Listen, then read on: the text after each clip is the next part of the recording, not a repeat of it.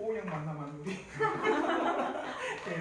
우리 찬송 드리며 벨기에 신앙 고백서 우리 나오도록 하겠습니다. 찬송가 435장 우리 찬에 찬송 드리겠습니다.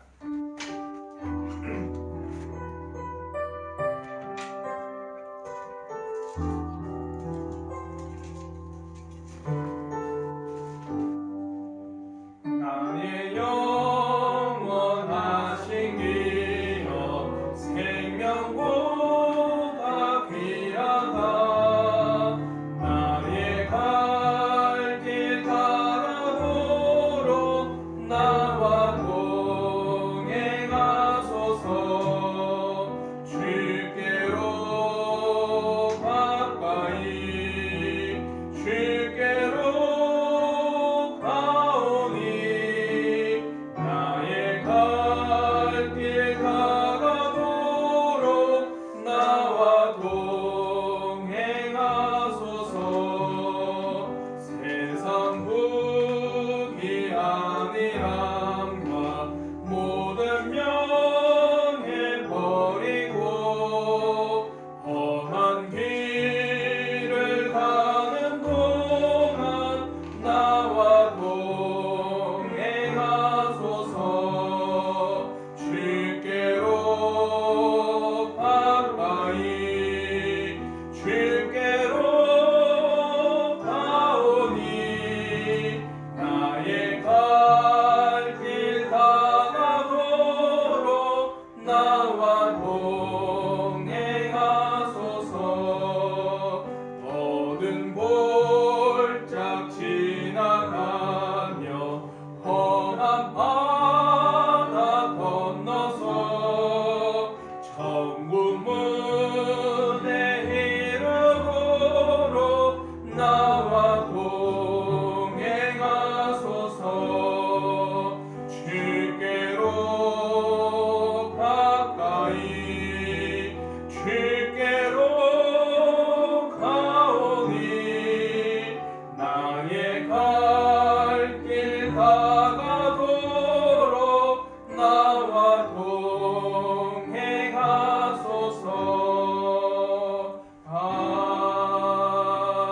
아멘. 잠시 기도하겠습니다. 자비해 주신 주님 감사합니다. 우리가 하루하루를 살아가는 것이 주님께서 우리를 붙잡아 주셨기 때문에 살아갈 수 있고, 우리가 주님과 동행하고 함께하기 때문에 또한 주님께서 우리를 긍휼히 여겨 주시사 하나님께서 때를 따라 시를 따라 공급하시는 은혜와 양식이 있음을 고백합니다. 주님, 이 시간에도 오후에 하나님께서 우리에게 허락하신 진리의 말씀을 나누고자 합니다. 우리가 배우고 나누고 습득하는 이 모든 교리를 통하여서 또 우리의 믿음이 어떤 믿음이 되어야 되는가 살피게 하여 주시고, 또 우리의 믿음이 어떤 반석에 서야 되는지를 잘 깨달아 이 세대 가운데서도 흔들리지 아니하는 하나님의 참된 믿음을 가질 수 있도록 주여 역사하여 주시옵소서. 특별하게 지금 온라인을 드리는 우리 모든 성도들에게도 하나님께서 함께하여 주시사 정말 주님께서 육신의 눈으로 볼 수 없지만 이 시간의 나눔을 통해서도 정말 우리가 한 공동체, 한 지체임을 더욱더 깨달아 나갈 수 있도록 주여 함께하여 주시옵소서. 감사합니다. 예수님의 이름으로 간절히 기도하옵나이다. 아멘. 오늘은 이제 벨기에 신앙고백서 제16조 하나님의 선택에 대해서 우리가 나누도록 하겠습니다. 우리 주보에 보면 제 16조 말씀이 있는데 밑에 성경 말씀은 오늘 한번 집에 가셔서 꼭 한 번씩 읽어보시고 한번 묵상해 보시길 바라겠습니다. 제 16조 하나님의 선택에 대한 부분 우리 이 시간에 다 같이 한번 한 목소리로 읽어보도록 하겠습니다. 다 같이 읽겠습니다. 시작. 우리는 아담의 모든 후손들이 첫사람의 범죄로 말미암아 멸망과 파멸에 빠졌을 때 하나님께서는 친히 자기 자신을 자비롭고 공의로우신 분으로 나타내셨음을 믿습니다. 자비로우심이란 하나님께서 영원하시고 변치 않으시는 경륜 가운데 당신의 순수한 선하심에 따라 예수 그리스도를 우리 주 안에서 선택하신 자들을 그들의 행위를 고려하지 않으시고 멸망으로부터 구출하시고 구원하심에 있습니다. 공의로우심이란 그 밖에 다른 사람들을 그 스스로 빠져든 타락과 멸망에 버려두심에 있습니다. 아멘. 오늘 우리가 나누고자 하는 이 벨기에 신앙 고백서는 하나님의 선택이란 부분입니다. 그럼에 있어서 핵심의 성경 구절과 특별히 돌트 신조 첫째 교리를 우리 보시면은 2페이지에 보시면 돌트 교리 첫째 교리를 보시면은 하나님의 복음의 선포, 하나님의 선택하심에 대한 너무나도 자세한 설명들이 있습니다. 그래서 꼭 돌트 신조 첫 번째 교리를 이거는 제가 몇 개를 택해서 올려놓은 건데 1장부터 한 10장 정도까지가 아마 있을 건데 그걸 꼭 한번 보세요. 돌트 신조 첫 번째 교리를. 그러면 하나님께서 선택하심이 어떠한 것인지를 우리에게 잘 가르쳐 줄 것 같습니다. 오늘은 우리가 벨기에 신앙 고백서 제10조 하나님의 선택에 대해서 나누고자 하는데 먼저는 지금까지 나눴던 것을 우리가 살펴봐야 돼요. 왜냐하면 이 선택의 교리가 많이 그 순서대로 안 하면은 때로는 우리가 의문점이 많이 들기 때문입니다. 그래서 지금까지 우리가 15조까지 나눴던 게 어떤 것인지 1조부터 13조가 하나님에 대한 교리, 그리고 14조와 15조가 인간에 대한 교리라는 것을 우리가 배울 때 이런 배움이 있었습니다. 하나님에 대해서 우리가 마음으로 믿고 입으로 신한다. 마음으로 믿는다는 것은 이게 확실하다. 입으로 신한다는 것은 정확하게 내 행동으로 나타난다는 거예요. 그 하나님에 대해서 어떠냐? 하나님은 유일하신 분입니다. 그리고 그와 더불어 그분은 삼위일체로 계십니다.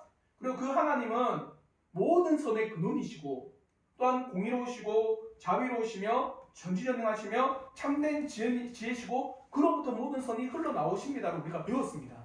맞죠? 네, 그분이 맞습니다.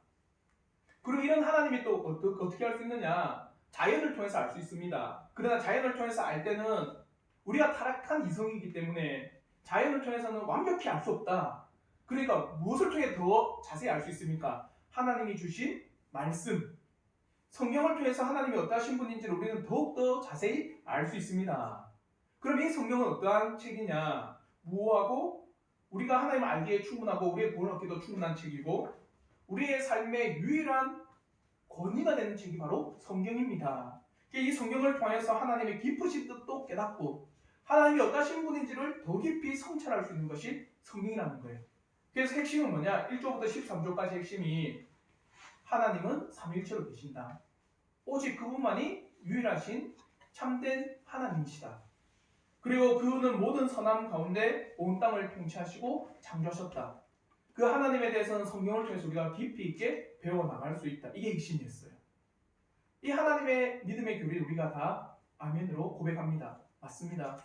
하나님만이 선이십니다. 하나님만이 온 땅의 주인이시고 통치자고 창조주십니다. 성경을 통해서 그 하나님을 우리가 배워나갈 수 있습니다.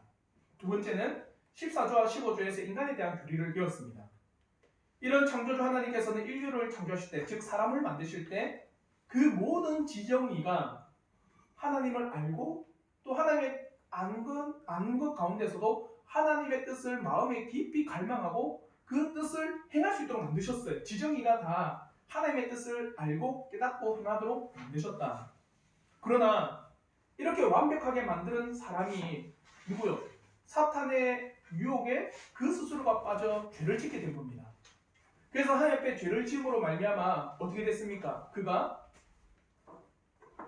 타락하여서 모든 지정의가 어둠 가운데 빠졌다는 거예요. 그러므로 그가 의로 그 모든 지정의가 죄악 가운데 빠졌기 때문에 그 스스로가 하나님을 찾을 수 있다 없다? 없게 되어버린 겁니다. 핵심은 이거예요. 모든 사람은 죄에 빠져서 그 스스로가 구원에 이룰 수 없고 죄의 삭신 죽음을 통해서 하나님의 심판을 당하고 죄의 형벌을 당할 수밖에 없는 전적 무능력한 존재가 되었다. 이게 우리가 되었다는 거예요. 하나님이 만드실 때는 완벽하게 만드셨지만 사탄의 유혹과 우리 스스로가 그 유혹 앞에 넘어져 죄를 범함으로 말미암아 어떻게 해요? 타락한 거예요. 우리가 타락함으로 말미암아 더 이상 우리는 하나님을 우리 스스로 찾을 수 없게 되는 겁니다. 하나님을 찾을 수 없을 뿐만 아니라 하나님 앞에 우리 스스로 구원을 쟁취할 수도 없는 겁니다. 그러면 한번 생각해 보시기 바랍니다. 이제 인간은 전적으로 무능력한 존재가 되었어요. 사람의 모든 지정의가 어둠에 빠져서 하나님을 알 수도 없게 되었습니다. 하나님을 스스로 찾을 수 없게 되었을 뿐만 아니라 그 스스로 구원에 이르러 죄를 해결할 수도 없는 존재가 되었습니다. 그리고 하나님의 속성은 뭡니까? 죄를 그냥 보시지 않습니다. 죄를 그냥 넘기지 않아요. 그러므로 하이델베르크 요리문답 13, 12문에는요 이렇게 이야기합니다. 하나님의 의로운 심판으로 말미암아 우리가 이 땅에서 또한 영원토록 형벌을 받아야 마땅하다면 우리가 그 형벌을 피하고 다시 하나님의 은혜를 받을 수 있는 길은 없습니까? 이렇게 답합니다. 하나님께서는 그의 공의가 만족되기를 원하십니다. 그러므로 우리는 우리 스스로든 다른 일을 통해서든 그것을 완전히 만족시켜야 합니다. 하나님은 자비로우신 분 아닙니까? 맞습니다. 그러나 하나님은 의로우신 분입니다. 하나님의 의로우신 심판으로 말미암아 우리가 영원토록 형벌을 당하기에 합당합니다. 그러면 우리는 어떻게 형벌을 피할 수 있습니까? 두 가지입니다. 당신 스스로가 하나님의 공의를 만족시키십시오. 가능합니까? 불가능합니까? 불가능해요. 왜요? 우리는 14조에서 배웠습니다. 14조, 15조에서 인간은 타락하였다. 전적인 능력 가운데 있기 때문에 우리 스스로는 하나님의 공의를 만족시킬 수가 없다. 답이 나옵니다. 둘째는 그러면 다른 일을 통해서 만족시켜야 됩니다. 우리가 아니라고 한다면 다른 이가 만족시키면 됩니다. 사랑하는 성도 여러분, 우리 스스로는 결코 하나님 앞에 나갈 수 없다는 사실을 우리가 믿음으로 고백합니다. 그러면 우리가 아니라고 한다면 우리를 하나님께로 나아가게 하는 분이 있어야 된다는 거예요. 맞죠? 우리 스스로는 안 된다. 그러면 우리를 하나님께로 인도하는 그런 사람이 존재가 있어야 된다. 그럼 우리는 전적 무능력 가운데 있다는 겁니다. 그러면 이 선택의 교리를 통해서 우리는 이 선택이 어떠한 자비인지 또 이 선택의 교리의 주의점은 뭔지 하나님의 공의가 어떻게 나타나는지를 한번 살펴보고자 하는 겁니다. 첫 번째로 선택 교리의 주의점이 있습니다. 그러면 우리가 하나님의 선택이라고 하는 이 부분을 다룸에 있어서 주의할 사항이 있습니다. 선택을 하나님의 영원한 작정이라고 먼저 말하지 않아야 합니다. 이게 뭐냐? 이거예요.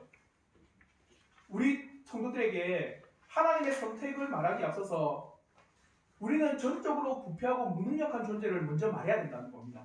왜냐? 선택은 인간의 아담의 본죄로 파멸에 빠졌기 때문에 있게 된 것이기 때문입니다. 그러므로 선택을 통한 구원을 말하기 전에 먼저 죄의 문제를 말하는 것이 바른 순서예요. 왜 그러냐? 이걸 먼저 말하지 않으면 첫 번째로 하나님은 불의하시다고 합니다. 생각해 보십시오. 불의가 뭘까요? 불의.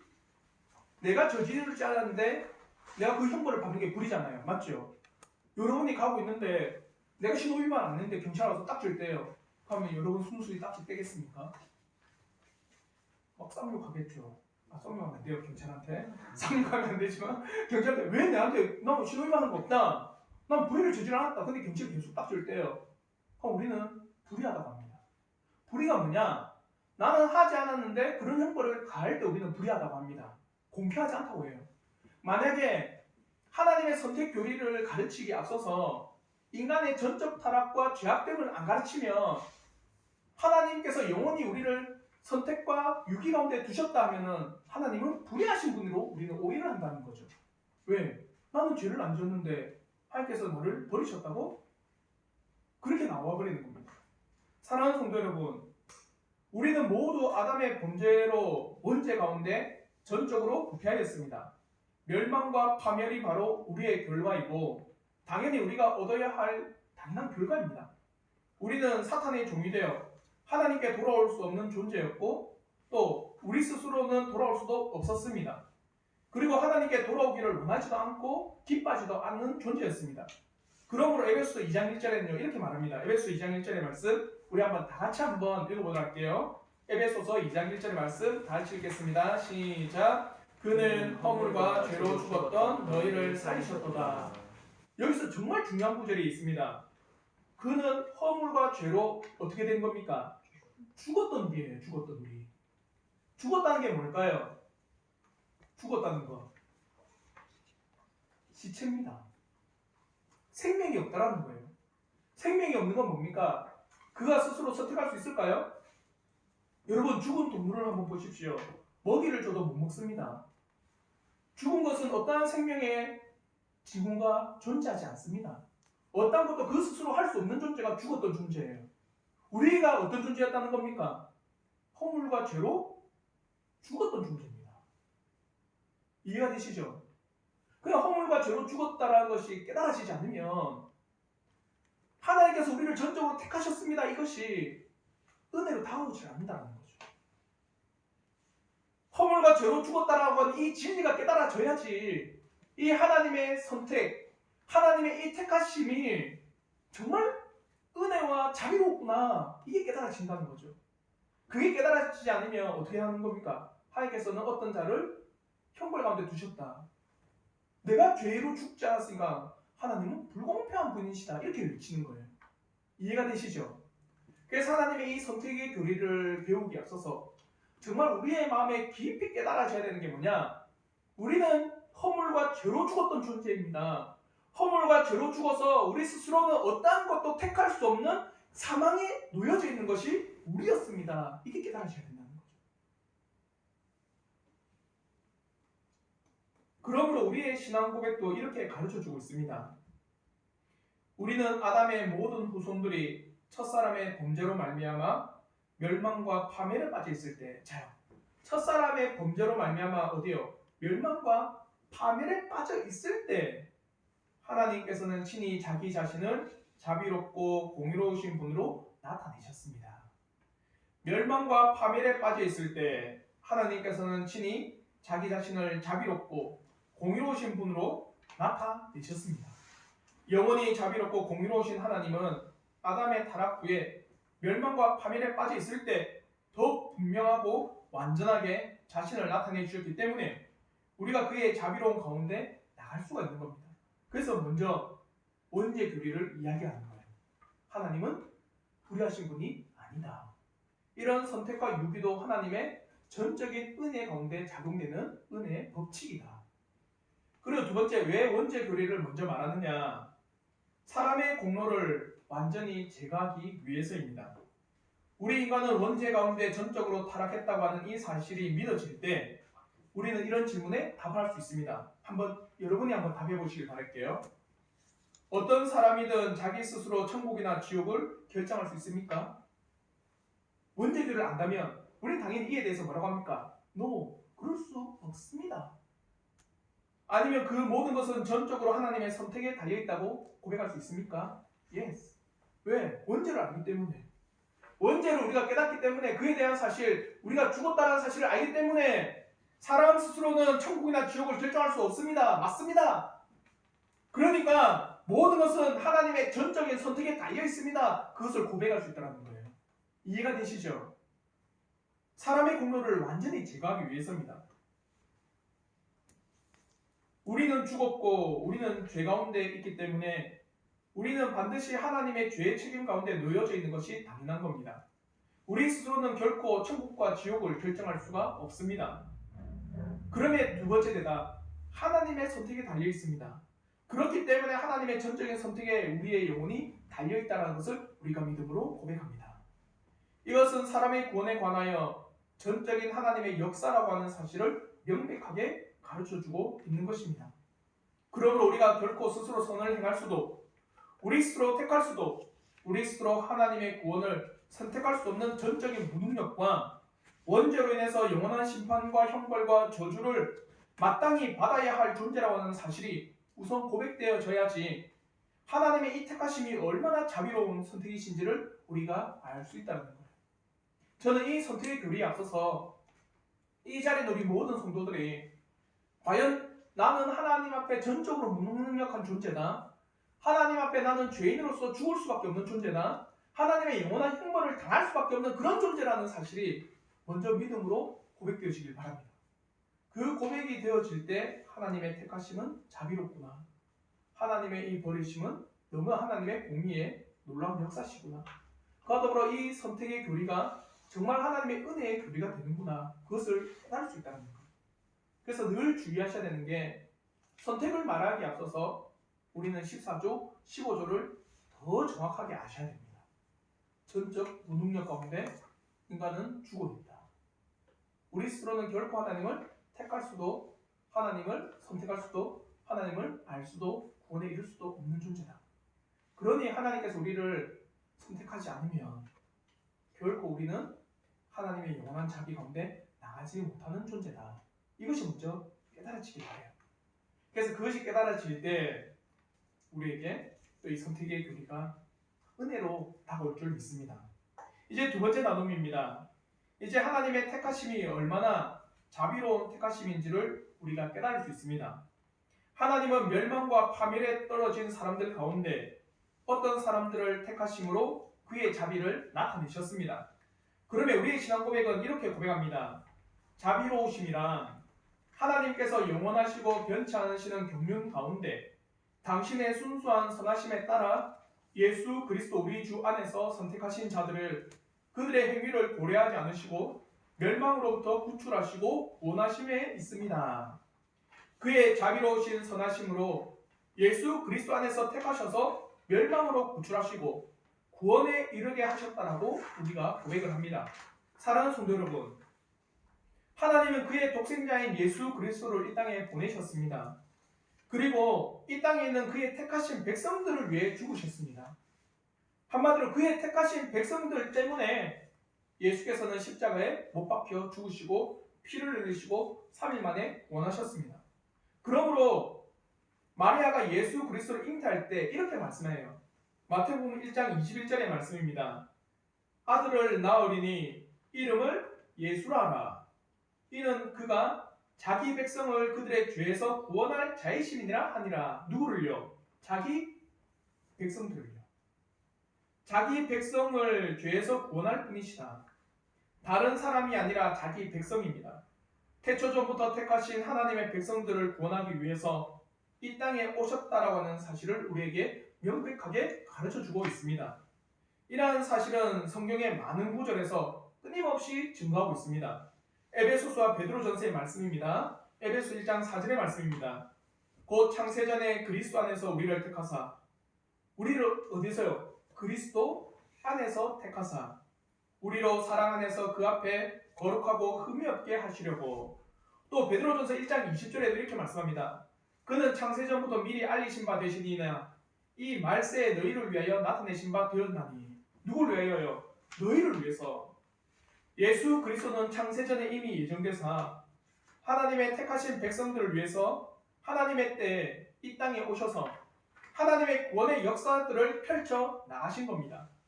이 예수 그리스도를 통하여 택하심을 받은 우리가 하나님의 자녀가 되게 하신다는 사실을 우리에게 끊임없이 가르쳐주고 있습니다. 모든 이들은 벨기에 신앙고백서 제14조를 통하여 그리고 하나님의 말씀에 근거하여 멸망과 사망과 저주와 심판과 형벌 가운데 놓여져 있다는 것은 당연합니다. 어떤 사람도 이 사실을 외면할 수 없습니다. 그러나 창세전에 예비되신 예수 그리스도 그리고 창세전에 우리를 택하사 우리를 위해서 죽으신 그 예수 그리스도를 믿게 하신 그 선택하심을 통해서 하나님께서 죄인 가운데 건지시고 자비를 베푸셔서 용서하심을 허락하셨다는 겁니다. 우리는 선택의 교리를 접할 때 우리는 참으로 보잘것없는 자인지를 보며 내가 다른 사람보다 나은 것이 전혀 없는데 하나님께서 택하심을 통해서 나에게 자비를 베푸셨다고 하는 사실을, 이 은혜를 우리는 보아야 합니다. 그러면 이렇게 주장하는 사람들이 있습니다. 목사님 맞습니다. 하나님께서 택하신 자는 자비를 베푸셔서 구원하신다고 하는 것은 인정합니다. 그러나 하나님께서 버리신 자에게 하나님께서는 불의를 저지르는 것 아닙니까? 맞을까요? 제가 불의라고 하는 것을 좀 전에 이야기를 드렸습니다. 불의라고 하는 것은 죄가 없는데도 벌하는 게 불의입니다. 맞죠? 근데 우리 14조에서 모든 사람은 뭐라고 합니까? 죄인입니다. 맞죠? 우리가 벨기에 신앙국에서 제14조를 배운 것은 하나님으로부터 자비를 받을 자격이 있는 사람은 단 한 사람도 없습니다. 당연히 모든 사람은 저주를 받아야 됩니다. 그것이 원죄요. 죄로 인하여 처해진 우리의 상황입니다. 그러나 그 가운데 하나님께서 자비를 베푸셔서 어떤 사람들은 건지셨다고 하는 그 사실 때문에 당연히 자신의 죄로 인해서 받아야 할 당연한 형벌을 받았다고 해서 하나님은 불의하다고 할 수 있습니까? 할 수가 없습니다.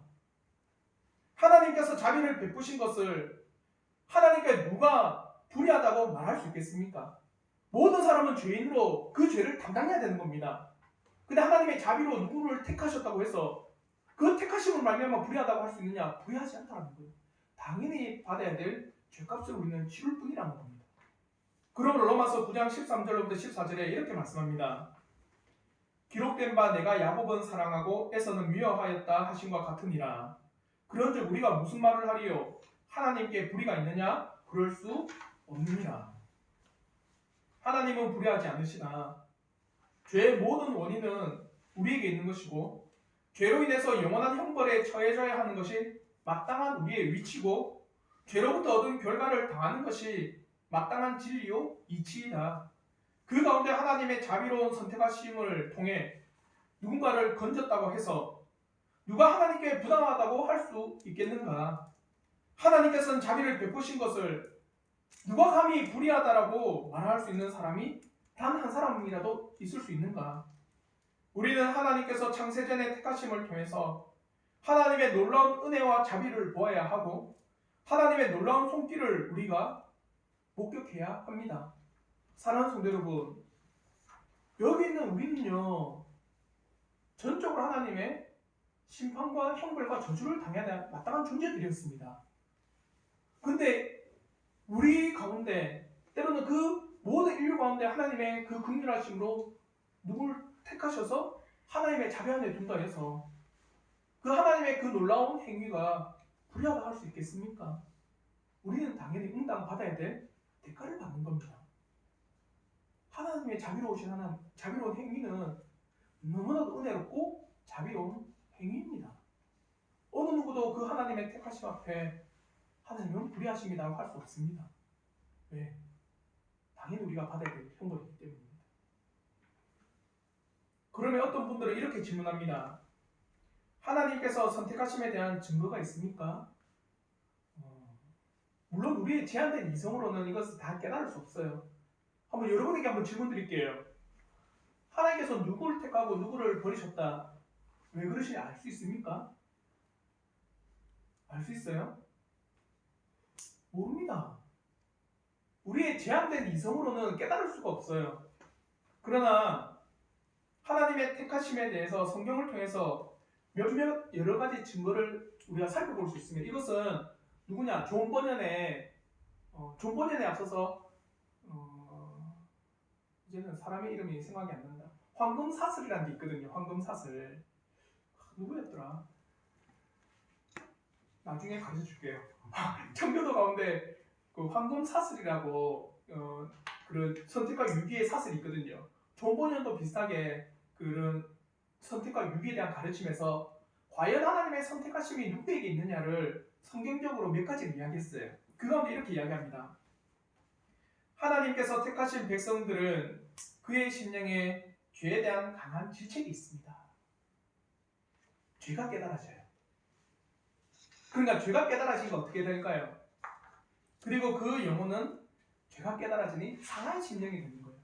오라 나는 공고한 사람이다. 내가 이 죄에서 어떻게 거침을 받을까? 그 죄의 깨달음이 있으니까 그 영혼은 상한 심령이 되어서 어떻게 해요? 회개 가운데 나가는 겁니다. 연차적인 겁니다. 그와 더불어서 하나님 앞에 회개 가운데 나갈 때 뭘 발견할까요? 하나님의 약속을 발견하고 하나님의 말씀을 발견하고 하나님의 구원하심을 발견하게 될 때 그 약속 가운데 달려가는 겁니다. 맞다! 이것이다! 이것이 진짜다! 이게 바로 우리가 구원을 받을 유일한 길이다라면서 그 약속의 길로 달려가고 그 약속을 믿음으로 붙잡고 기도를 하는 겁니다. 첫 번째, 죄의 강한 질책이 마음에 있어요. 그 죄의 질책으로 그 심령이 상한 심령이 됩니다. 그 상한 심령으로 하나님 앞에 자신의 모습에 대해 회개를 합니다. 그 회개한 자를 용서하신다라고 하는 놀라운 하나님의 말씀을 깨닫고 어떻게 해요? 그 약속의 말씀을 믿고 기도를 합니다. 그러니까 그 약속의 말씀을 믿고 기도하니까 그 사람은 뭘로 향해 나갈까요? 거룩을 향해 나갑니다. 그래서 다른 말로 해서 성화의 삶을 살아갑니다. 죄로부터 내가 건짐을 받기를, 죄로부터 내가 벗어나기를 성화의 삶을 살아가게 돼 있어요. 그러니까 우리가 이 땅에 살아가면 성화의 삶이 완전한 성화가 이루어질 수 없습니다. 저도 그렇고 여러분도 그렇고 늘 주된 본성이기 때문에. 그러니까 이 사람은 더욱더 뭘 할까요? 죄가 없는 하나님의 나라를 갈망하게 돼 있습니다. 이게 순차적인 거예요. 어떻게 하면 하나님의 택하신 백성들을 알 수 있습니까? 할 때 좋은 번영과 황금사슬을 지은 그 사람이 이렇게 이야기합니다. 성경을 통해서 죄를 깨닫고 애통한 심령으로 하나님께 회개하고 용서하심에 대한 놀라운 약속의 말씀을 근거하여 믿음으로 고백하고 그와 더불어 자기가 날마다 거룩해지기를 간절히 바라면서 그 죄와 싸워나가고 그 죄와 싸워나가는 게 이 땅에서 끊임없이 싸워나가면서 영화로 하나님의 놀라우신 뭐요? 하나님의 나라를 갈망하게 돼요. 죄가 없는 그 나라를 갈망하게 되는 그 사람이 바로 하나님의 택하신 자들의 특징이었다. 이렇게 이야기합니다. 사랑하는 성도 여러분, 하나님께서 택하심은 그의 은혜와 자비를 이 땅에 베푸시는 지극히 하나님의 전적인 주권의 역사임을 고백합시다. 그리고 우리 가운데 하나님의 택하심의 은혜를 경험한다면 더더욱 무익한 우리를 택하셔서 하나님의 구원의 은총으로 허락하신 그의 선하심에 감사를 드리는 주님의 자녀가 되기를 저는 진심으로 바랍니다. 그와 더불어서 마지막으로 이 말씀을 드리는데 더 깊이 생각하면 이렇게 하나님께서 버리신 자와 택하신 자의 가장 큰 차이점이 딱 하나를 또 이야기를 드린다면 이거예요. 자신의 영혼에 대해서 생각하는 자. 하나님이 버리신 자들은요, 자신의 영혼에 대해서 생각을 하지 않습니다. 내 영혼이 과연 하나님의 놀라운 은혜 가운데 있느냐?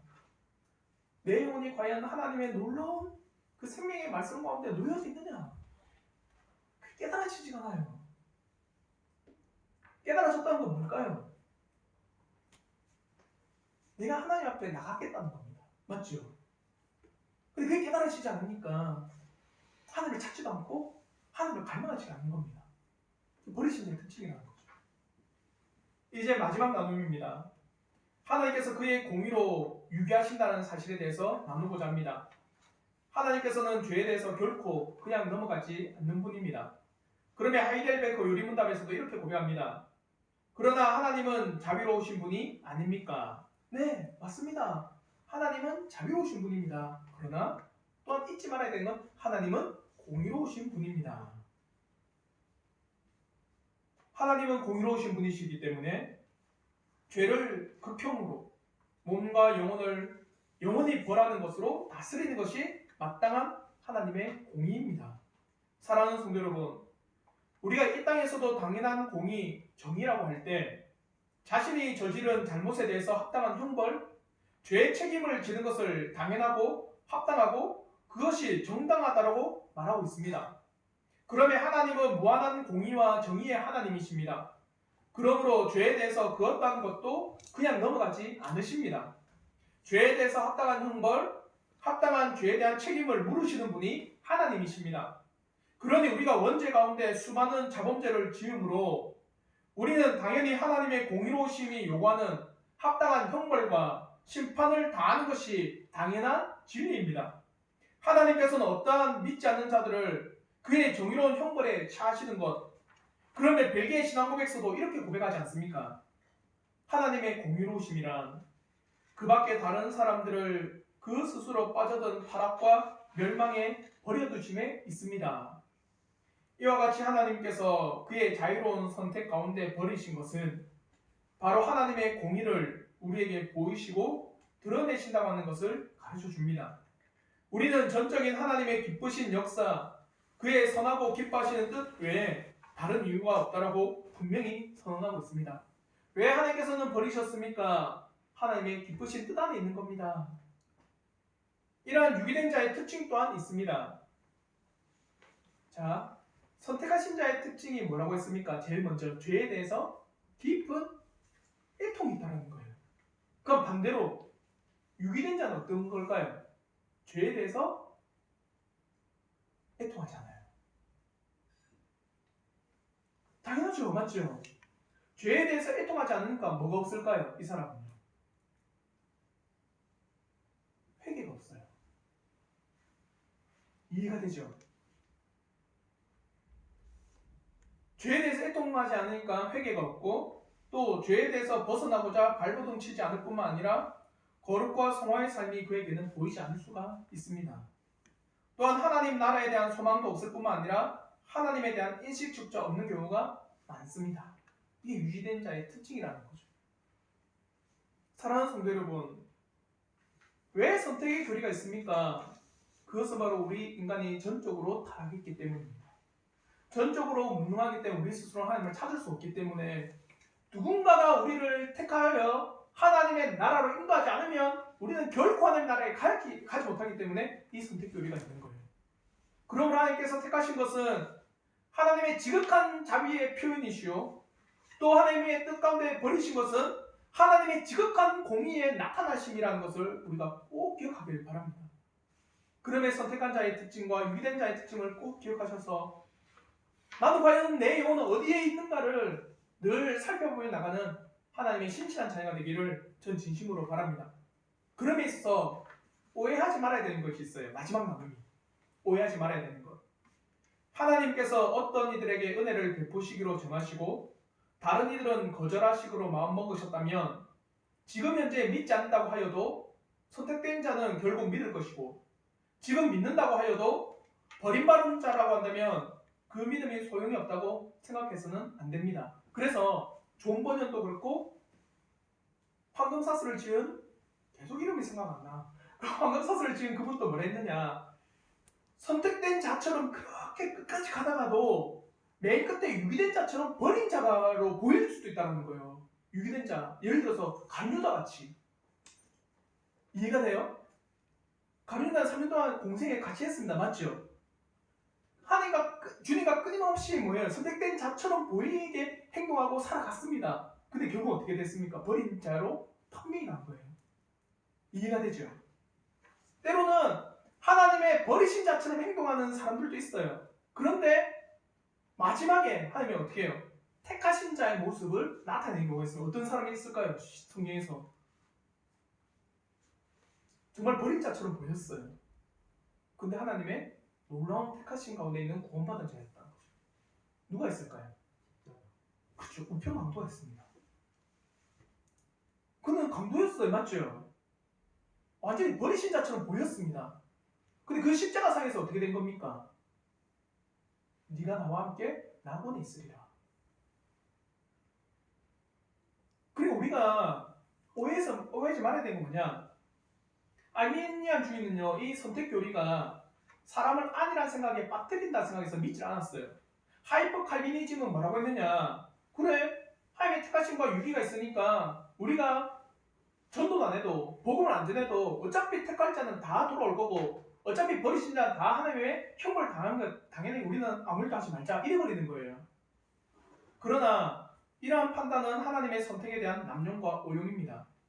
여기서 중요한 것은 하나님의 선택을 우리 인간이 알 수 있다 모른다? 모릅니다. 몰라요. 하나님의 선택과 유기는요, 전적으로 누구에게 달린 겁니까? 전적으로 하나님께 달린 거예요. 우리는 하나님의 선택이 있기 때문에 이렇게 하나님의 복음을 전하는 것이고 어디서든 하나님의 복음을 위해서 나아갈 수 있다고 고백하는 겁니다. 전적으로 하나님의 전적인 주권에 놓였기 때문에 우리는 소위 말해서 지금 호탄동 이곳에서도 복음을 전하는 거예요. 이곳에도 하나님의 택하신 백성이 있다. 그래서 이 사실을 통해서 칼빈은 뭐라고 하느냐, 그렇기 때문에 우리는 어디에 있어든 하나님의 택하신 백성이 있기 때문에 선교도 하고 복음을 전할 수 있다고 말을 하는 겁니다. 그러므로 신명기 29장 29절에는요 이렇게 말씀합니다. 감추어진 일은 우리 하나님 여호와께 속하였거니와 나타난 일은 영원히 우리와 우리 자손에게 속하였나니 이는 우리에게 이 율법의 모든 말씀을 행하게 하려 하심이니라. 감추어진 일은 누구에게 속한 겁니까? 하나님 앞에 속한 겁니다. 그러므로 어느 누구를 버림받은 자라고 속단할 수 없고 어느 누구도 하나님께 택함받은 자라고 단정 지을 수 없습니다.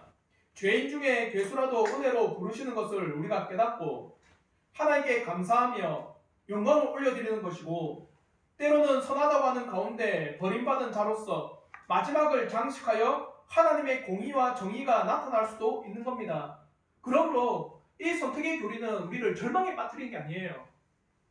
난 버림받은 자네? 그럼 난 마음대로 살아가. 이렇게 말하는 교리가 아니라는 거죠.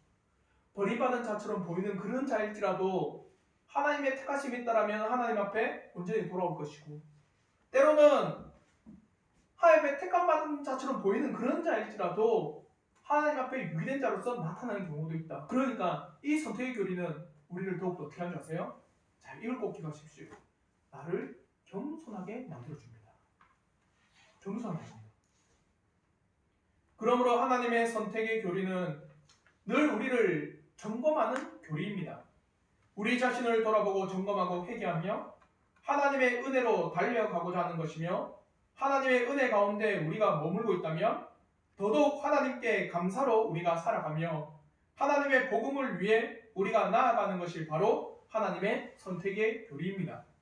사랑하는 성도 여러분, 하나님의 선택의 교리는 결코 우리 스스로는 구원을 얻을 수 없는 전적 무능력과 부패함 가운데 놓여있는 우리 영혼을 향한 지극한 사랑의 선포입니다. 진실로 창세전에 택하신 그의 백성들을 하나님께서는 구원에 이르게 하시고자 지금도 역사하셔서 우리에게 말씀하고 계시는 자비의 가르침이 바로 선택의 교리입니다.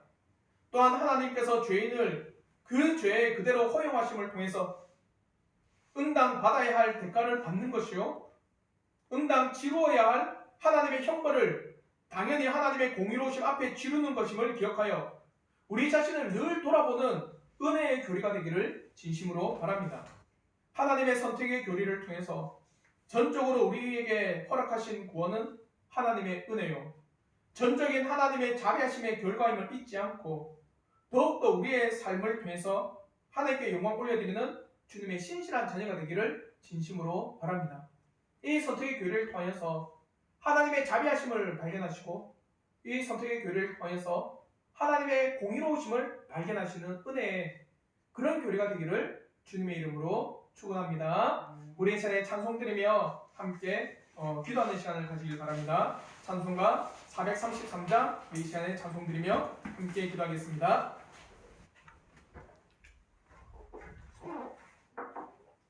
1절, 3절, 4절 우리 찬송 드리겠습니다.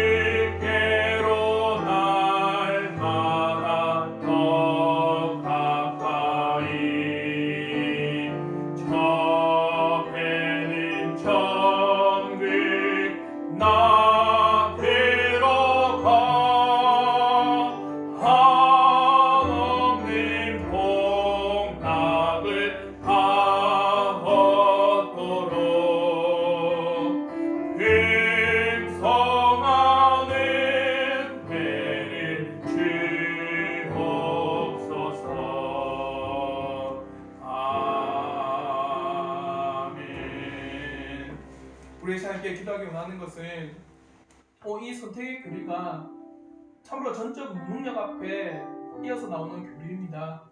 하나님, 정말 내 스스로는 하나님의 구원의 길을 찾을 수 없는 죽은 존재입니다. 그러면 전적인 하나님의 은혜를 내가 갈망합니다. 주여, 나를 불쌍히 여겨 주셔서 하나님의 은혜의 자리로, 하나님의 은혜의 나라로, 하나님의 구원의 길로 나를 인도하여 주옵소서. 하나님께서 우리에게 말씀하시는 이 생명의 말씀들 한 절 한 절에 내가 정말 진실로 간절히 깨달아지는 은혜가 있고, 전적인 하나님의 택하심 가운데 내가 하나님의 놀라운 구원의 길을 발견하는 하나님의 신실한 자녀가 되게 하여 주시옵소서. 그러므로 우리를 택하신 하나님 앞에 자비함과 그 감사함에 내 삶을 올려드리고 더욱더 주를 위해서 살아가고자 간절히 얼마나 내 영혼이 되게 달라고 우리의 전의 기도의 점을 가지고 합심하여 기도한 후에 자 마무리로 기도하도록 하겠습니다. 다 함께 기도하겠습니다. 사랑하자며 풍성하신 아버지, 이 시간에 아버지 앞에 간절히 기도합니다. 하나님, 우리 인생은 전적으로 무능력 가운데, 전적 타락 가운데 결코 어떠한 것도 우리 스스로 택할 수 없고 어떠한 구원도 우리 스스로 쟁취할 수 없음을 고백합니다. 주님, 그러게 우리가 어떻게 해야 되겠습니까? 아버지, 내 스스로는 아버지 앞에 구원 얻을 수도 이 죄를 해결할 수도 없는 존재임을 고백합니다. 그러므로 주님께서 전적으로 주님의 택하신 가운데 우리가 놓여져 있음을 고백하오니, 주여, 주님의 자비하심으로 우리를 택하셔서 하나님의 놀라운 구원의 은혜 가운데 우리를 두시길 간절히 소망합니다. 주님, 어제도 주님의 자비하심으로 우리를 택하시고 하나님의 놀라운 구원의 길로 인하셔서 하나님의 놀라운 생명의 말씀들을 깨달아주고 알려주길 간절히 소망하오니, 주여 역사여 주시옵소서. 이 선택의 교회를 통하여서 다시 한번 아버지의 그 자비하심을 알고 다시 한번 아버지의 그 선택하심을 통하여서 하나님의 은혜를 달마다 깨달아 나가는 아버지의 진실한 자녀 되길 간절히 소망하오니, 주여 역사여 주시옵소서. 오직 주님의 놀라우신 내가 이 말씀을 통해서 부드럽게 있게 하시고 주옵소서.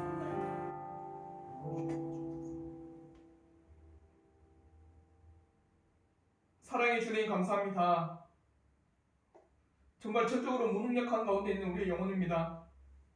어떠한 자도 죽어있기 때문에 하나님의 놀라운 구원의 길을 알 수도 그 구원의 놀라운 은총의 길로 나아갈 수 없는 그런 타락한 우리의 영혼임을 고백합니다.